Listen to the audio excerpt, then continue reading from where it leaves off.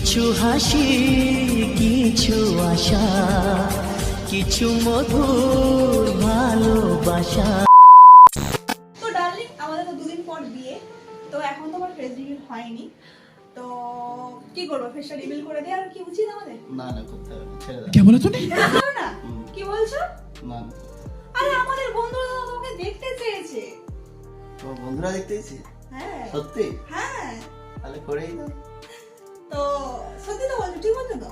ওকে।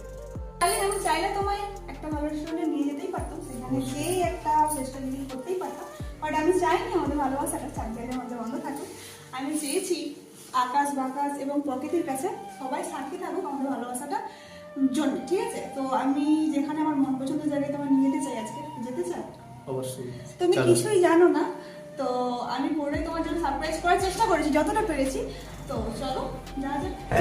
হেঁটেছি স্বপ্নের হাত ধরে, পেরিয়ে তো আমার জন্য এমন দিকে অনেক কিছুই করেছে, সেরকম আমি ওর জন্য কিছুই করতে পারিনি, খুব সামান্য আয়োজন করেছি ওর জন্য। আমি জানি কিছুই নয় হয়তো, তবুও আমি যতটুকু পেরেছি ততটুকু করেছি ওর জন্য, করার চেষ্টা করেছি। তো এখন যাবো আমি হচ্ছে ওর জন্য একটা ড্রেস কিনতে। তো আমাদের প্রিয় মানুষটাকে মন থেকে কিছু দিতে পারার আনন্দটাই আলাদা।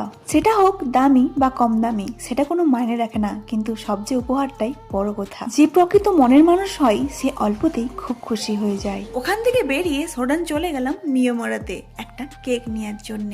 ছোট বড় অনেক রকমের কেক দেখলাম, বাট এই ছোট কেকটাই আমার খুব পছন্দ হয়েছিল। আর আজ আমাদের সাথে আছে এই ম্যাডাম। তো এখন যাচ্ছি আমি আমার ডার্লিং এর জন্য গোলাপ ফুল কিনতে। মানে মানে ভাবতে পারছি না আমি আমি আমি মানে আমি সমাজটা মানে কারোর জন্য গোলাপ কিনবো কোনোদিন মনে আমি ভাবিনি। আমার ডার্লিংকে একটু প্রপোজ করবো, মানে ফার্স্ট আর লাস্ট লাইফের কাউকে আমি প্রপোজ করতে চলেছি। তো মানে ভাবতে পারছি না, মানে খুশি অনেকটা আছে। আর আমার মনে হয় আমি আমার নিজের ভরসা থেকে বলতে পারি যে আমি ঠিকঠাক মানুষকেই প্রপোজ করতে চলেছি। তো এই নিয়ে আমার কোনো রকম আফসোস নেই। তো ফাইনালি চলে এসেছি আমার সেই মনের মতন জায়গায়। তো আমার এই জায়গাটা খুব পছন্দ।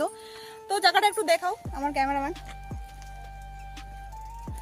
তো এই জায়গাটা কে কে চেনো আর কে কে এসেছো অবশ্যই কিন্তু কমেন্ট করে জানিও, আর কে কে চিনতে পেরেছো সেটা অবশ্যই কমেন্ট করো।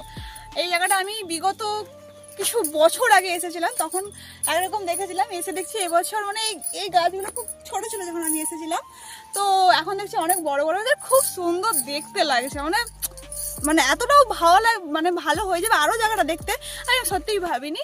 এসে খুব খুব খুব ভালো লাগছে। তো চলো আমার প্রিয় মানুষটাকে নিয়ে আসি, তো তার কেমন লাগলো তোমাদের মানে সামনে